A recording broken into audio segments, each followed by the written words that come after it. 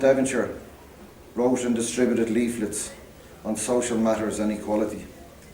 Pearse said, "When my father and mother married, there came together two very wildly remote traditions, English and Gaelic, freedom loving both, and neither without its strain of poetry and its experience of spiritual and other adventures. And these traditions worked in me, and prized together by certain fire proper to myself, but nursed by that fostering of which I have spoken, make me the strange thing I am." He told the men who executed him, "When I was a child of 10, I went down on my bare knees by my bedside one night and promised God that I should devote my life to an effort to free my country. I have kept that promise." Padraig Pearse wrote for publications to put himself through college. He studied law, became a barrister. His first case was to defend a man who was charged with having his name on the side of his cart in Irish. Padraig fought an excellent case but lost. It didn't matter how good his case was. It was against the law to use your name, your Irish name. After all his work to become a barrister, he walked away from the legal profession after just one case, knowing that it was never going to get him justice. He continued to keep our Gaelic culture through his writings. He had a very brief encounter with politics, but what is the point in trying to get a democratic mandate when only wealthy men are entitled to vote? He quickly saw this as a waste of time also. It was as an educator he truly shines. His philosophies and education methods are still way ahead of anything used to this day. He loathed the British method of teaching, designed to control, suppress the mind, and produce cannon fodder for empire building. But he could not achieve in one lifetime the education of the entire island. With all other avenues tried, there was no other way but to rise. One of Pearse's own, Thomas Carney, once said, "As a man, I'd say Pearse was the most gentle man you could ever meet. Absolutely gentle." The narrative of Pearse's own begins in 1900 when the British Queen, Victoria, the famine queen, visits Rathfarnham. We then meet Pearse as he moves his school into the area. We meet men in the Irish Republican Brotherhood.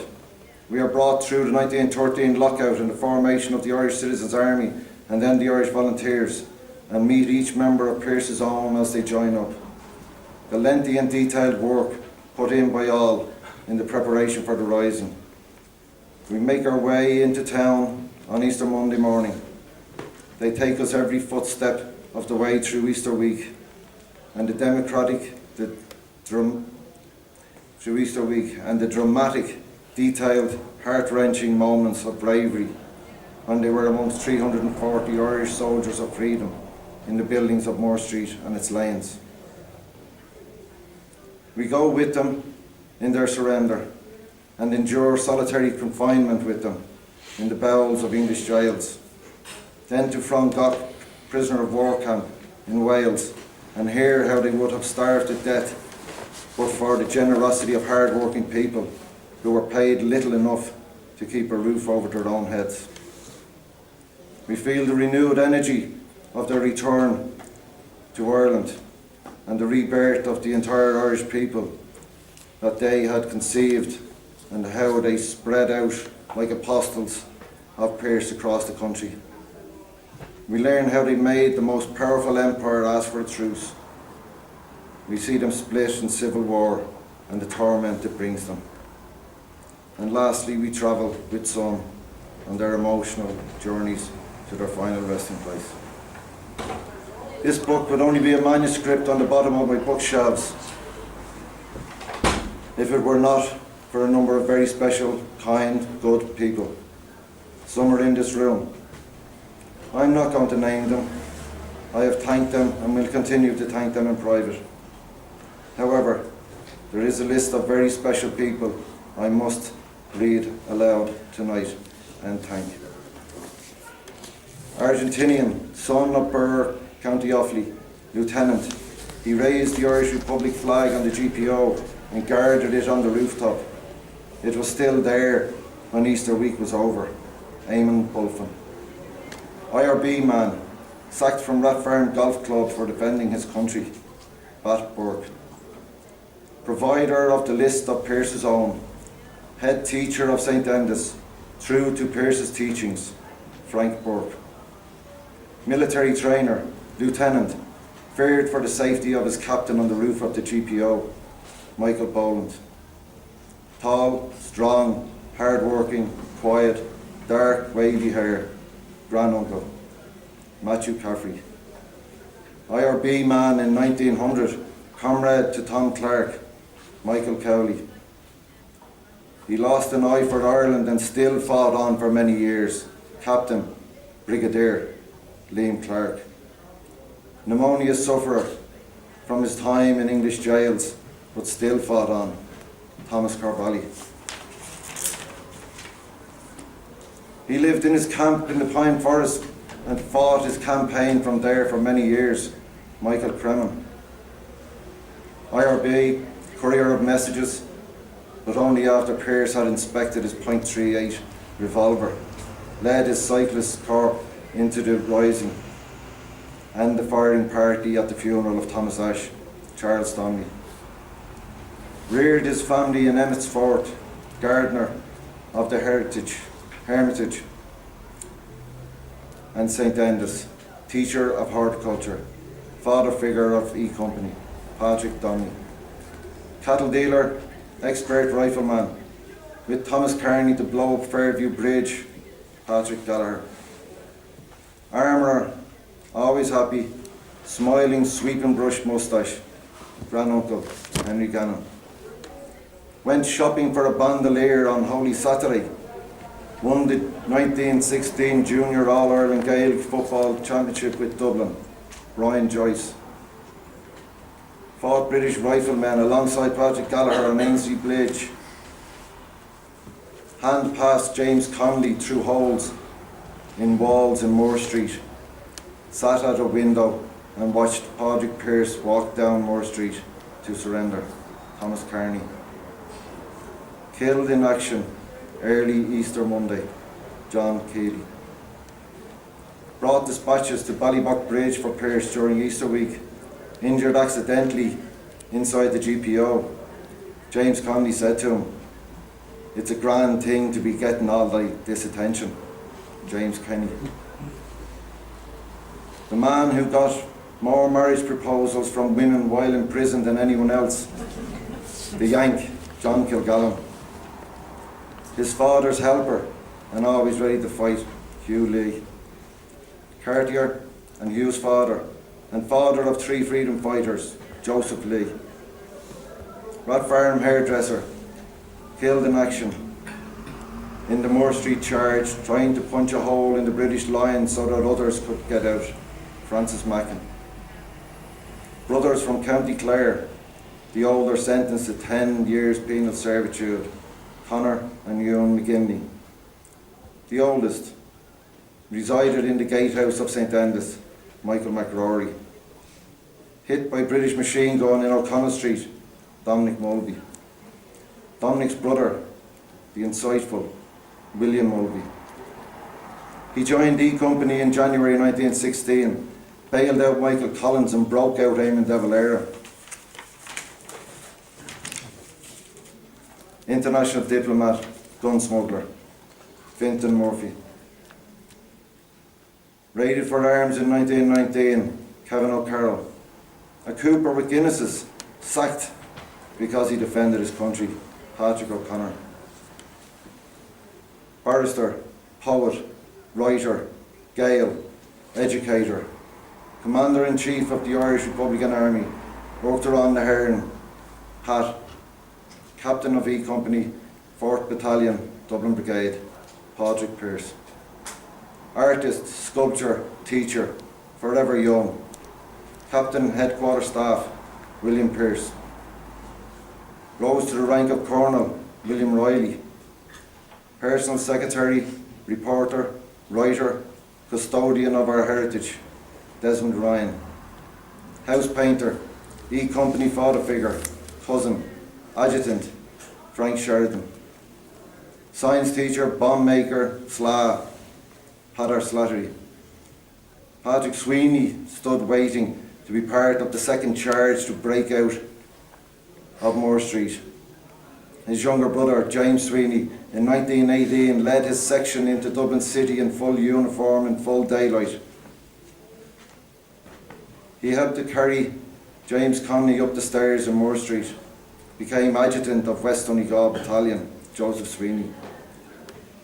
The young man of the house, James Wardick. Paddy Pearse said at the graveside of O'Donovan and Rossett, the fools, the fools, the fools, they have left us our Fenian dead. All of Pearse's own are members of our Fenian dead. Great Mahmoud.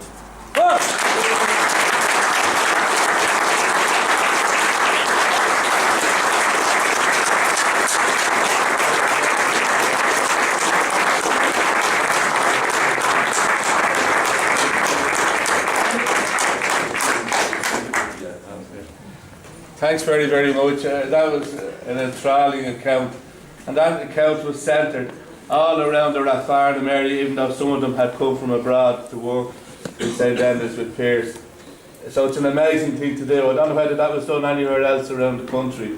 And as I said, as a young boy going up there, as a 10-year-old, I never knew that I was walking over hallowed territory, and that's what Pearse's Own has done. I'm now going to call on Pat Waters to sing his dedicated song to the memory of Patrick Pearse, and then we're going to welcome Dermot Brannock, who had earlier sang The Foggy Dew, to lead us out with a few rousing songs. I hope you all stay around, buy the book, what a Christmas book and present, and stay around for a few jars.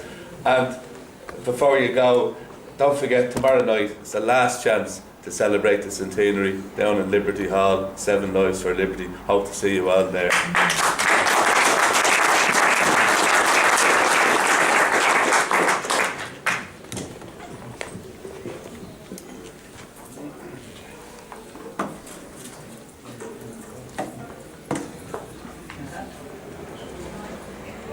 Just to give a little bit of background to the show you're going to see tomorrow night. Probably going back 6 years or so, my young son, who teaches up in Green Hills in Tala, he's a history teacher there, and he came home after he was doing his history training, teaching training, and he said that very few of his friends would be able to name anybody that signed the Irish Proclamation, and he was kind of disgusted at this. And I tried to explain about the way over the previous 30 to 40 years we dumbed our history down so much that I wasn't surprised. And he said even those that did know something about him, they might be able to name one or two. And he asked me, he said, for instance, I know we'd all find something relating to Pádraig Pearse or James Connolly, but he said, pick Eamon Ceannt, he said, I haven't come across a poem or a song about him. So he asked me to write something. So I wrote a song for Eamon Ceannt, and when I had it finished, he'd come home and he'd say, right, what have you got? And I'd play it for him, and he said, okay, I think that covers all the angles. And he said, you know, there's very little on Sean McDermott. I did a Sean McDermott, and I'd play it for him, and then he said, Tomás McDonagh isn't too well known either. So it went on like that, and then he said, like, just because James Connolly is probably a famous guy doesn't mean you shouldn't write something about him. And then we got to Pearse, and he said, like, you can't ignore Pádraig Pearse, right? You've got to do him. So eventually we had one to cover the 7 names. And then he reminded me that there was 16 leaders executed in 1916. So I told him I thought it was time he left home. But I actually was talking to Tig McFadden here in the Teachers Club here. Must be going back close to 6 years ago. And he knew I had played up in the GAA club in Cabral, doing the seven songs. And he said, "Have you met James Connolly Heron?" And I said, "No." And he said, "He'd be very interested in those songs." And I said, "Do you think so?" So I made an effort to contact Jim Heron, and I gave him a rough CD that I had. And lo and behold, a short while later, Jim and Frank contacted me and said that they'd like to construct a show around the songs. And we did it, and it was pretty successful anywhere we played it. And I think if we had had a little bit of state support, it could have really went places. But unfortunately, that's a very difficult thing to get. And tomorrow night in Liberty Hall, we're putting it on because Frank and a few other members, that we had it in the Mater Hospital earlier this year, the Mater Drama Group performed it. And some members like Noel there suggested that before this year is out, we should really make an effort to put it on again. And Frank Allen thought it'd be a great idea to actually do it in Liberty Hall because of its connections with the 1916 Rising. So hopefully, if some of you get a chance, you might come along tomorrow night to that.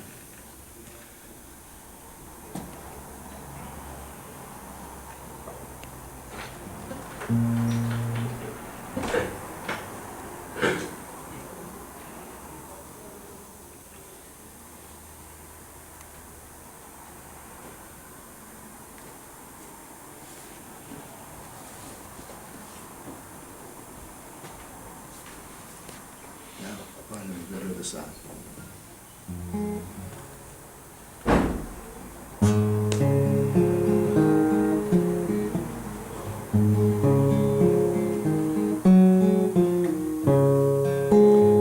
The son of a stone carver, the Gaelic sword of light, the voice of insurrection, makes ready for the fight.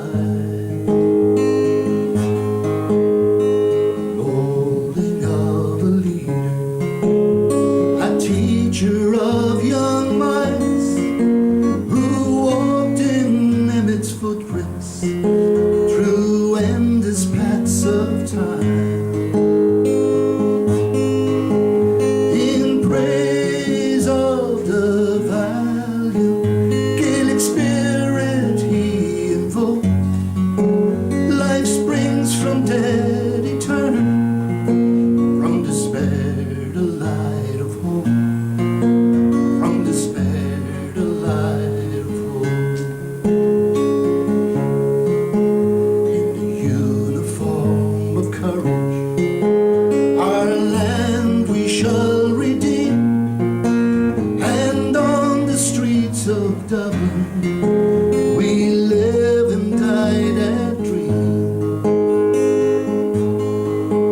Take ready aim and fire, let the rifles face no shame. Our blood shall quench the sacred soil, seeds flourish in our name. In praise of the valiant Gaelic spirit he invoked, life springs from death eternal, from despair to light of hope, from despair to light of hope. Now I've seen the flame of freedom, had legends for to say, and the ghost that rode from Tara break the shackles of the slave. In praise of the valiant Gaelic spirit he invoked, life springs from dead eternal, from despair to light of hope, from despair to light of hope.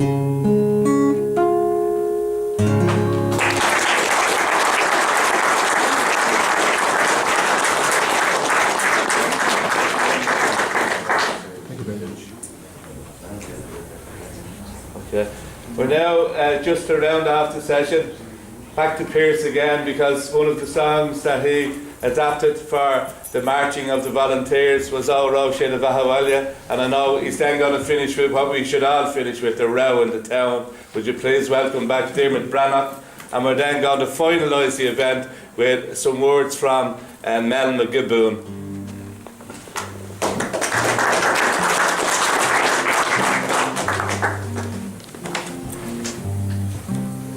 This song was written by Paddy Kearney, who was a great songwriter, and he also wrote the chorus of he wrote the song has become the national anthem. The chorus has become the national anthem, which he wrote the lyrics for it, and the music was written by Patrick Heaney, and it was translated into Irish by Liam O'Rinn, and they all lived within a mile of this place here.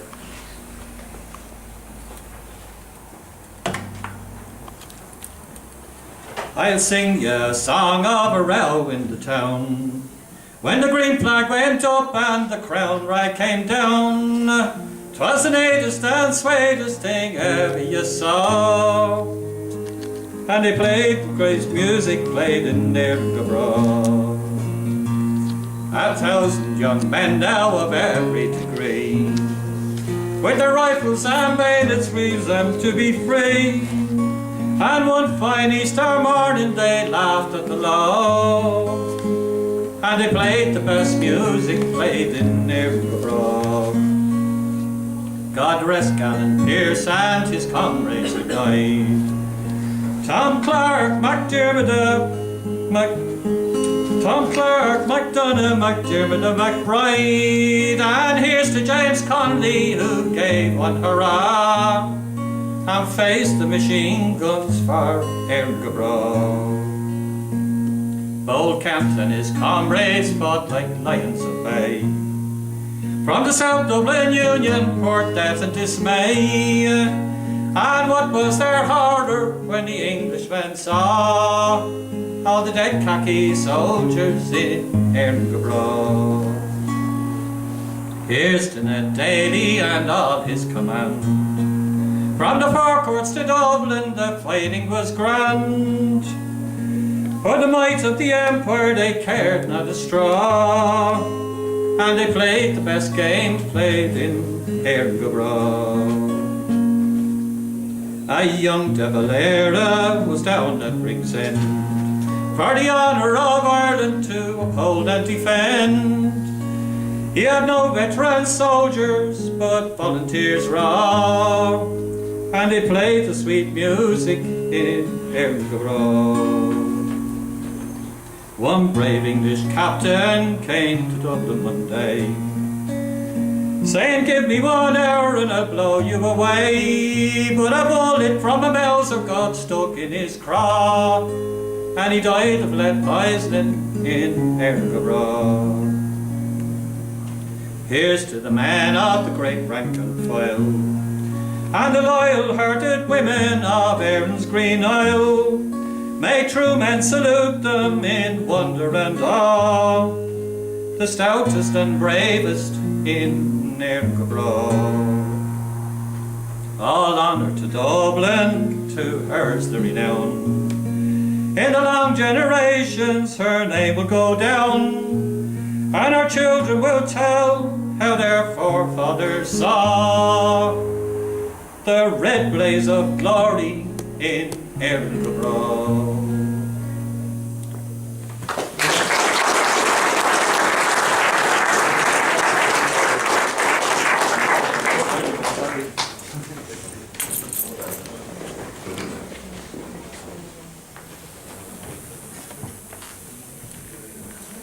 I'd like to ask Mel from the Save Moore Street from Demolition campaign. There's Seven Dermot, a few others, are down on Moore Street every Saturday morning collecting petitions to try Save Moore Street. Now, they'll explain it a lot better than I do.